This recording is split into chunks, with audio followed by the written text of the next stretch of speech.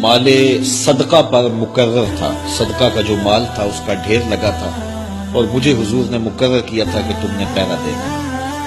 तो मैं पहरे पे खड़ा था तो रात का पिछला पहर आया तो एक बंदे ने कपड़ा बिछाया और खजूरें और गल्ला अपने कपड़े में डालने लगा। तो मैं चूंकि हुजूर की तरफ से मुकर्रर था, मैं जाके उसको पकड़ लिया। उसने कहा मेरे छोटे छोटे बाल बच्चे हैं, कसीरुल अयाल हूं, तो मुझे छोड़ दे, मैं मजबूरी की वजह से चोरी कर रहा हूं, वरना मैं कोई पेशावर चोर तो है नहीं। हजरत अबू हुरैरा फरमाते मुझे तरस आया तो मैंने उसको छोड़ दिया।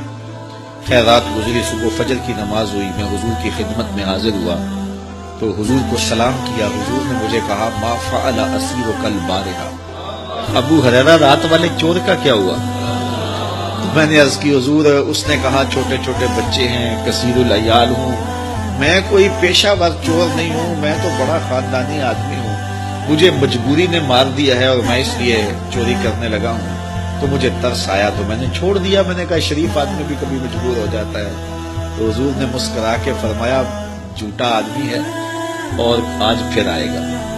कहते अगले दिन मैं वैसे भी ताक में रहा तो वो फिर आया और उसने चादर बिछाई और गल्ला डालना शुरू कर दिया। मैंने फिर पकड़ लिया। उसने फिर तल्ला मिन्नत इतने जोर से किया कि मैंने फिर उसको छोड़ दिया। सुबह गया हुजूर की खिदमत में तो आका करीम ने फरमाया कि वो रात वाले चोर का क्या बना? मैंने कहा हुजूर उसने फिर इतनी मिन्नत की, फरमाया झूठा आदमी है और वो आज फिर आएगा। तो कहते हैं कि अगले दिन वो फिर आया तो मैंने फिर बाजू से पकड़ा।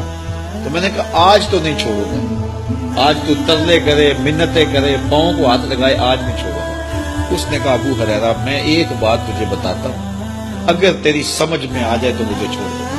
मैंने कहा बताओ। उसने कहा कि जो बंदा इशा की नमाज के बाद बिस्तर पे लेटे और लेटने के बाद आयतुल कुर्सी पढ़ ले, सारी रात उसके पास शैतान नहीं आया। हजरत अबू हुरैरा फरमाते हैं उसका बताया हुआ वजीफा मुझे बड़ा अच्छा लगा, मैंने छोड़ दिया। हुजूर ने सुबह मुलाकात पे फरमाया कि रात वाले चोर का क्या हुआ?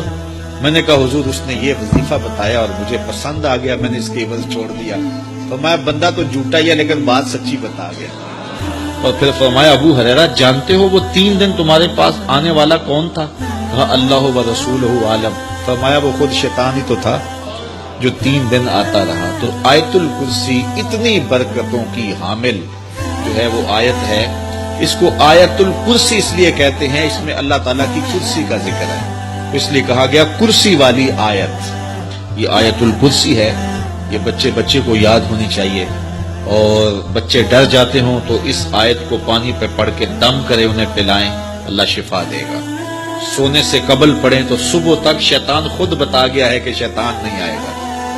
और हजरत अबू हुरैरा से यह रिवायत मरवी है ला इकराह फिद्दीन, कोई जबरदस्ती नहीं है दीन में, किसी को जबरदस्ती इस्लाम में दाखिल नहीं किया जाएगा, ये दिलों के सौदे हैं। यहां एक गलत फहमी है जिसका इजाला चाहता हूं। ला इकराह फिद्दीन का कुछ लोगों ने यह तर्जुमा किया जब भी कोई दीनी सबक दिया जाए, कोई हुक्म पर पाबंद करने की कोशिश की जाए, लोग कहते हैं मौलवियां दीन मुश्किल बनाया है। अल्लाह तो कहता है ला इकराह फिद्दीन, दीन में कोई मुश्किल नहीं है, कोई तंगी नहीं है। ये इसका माना नहीं है।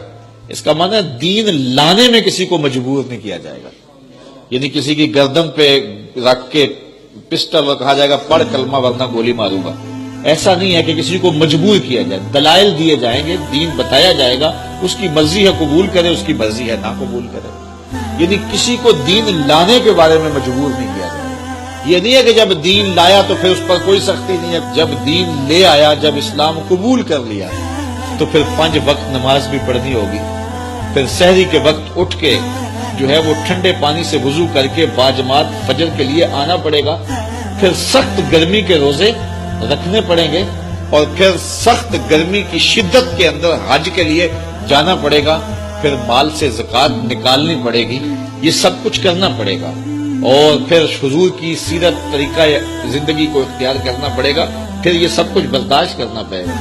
ये नहीं है कि जी ये दीन में कोई सख्ती नहीं है, दीन में कोई जबर नहीं है।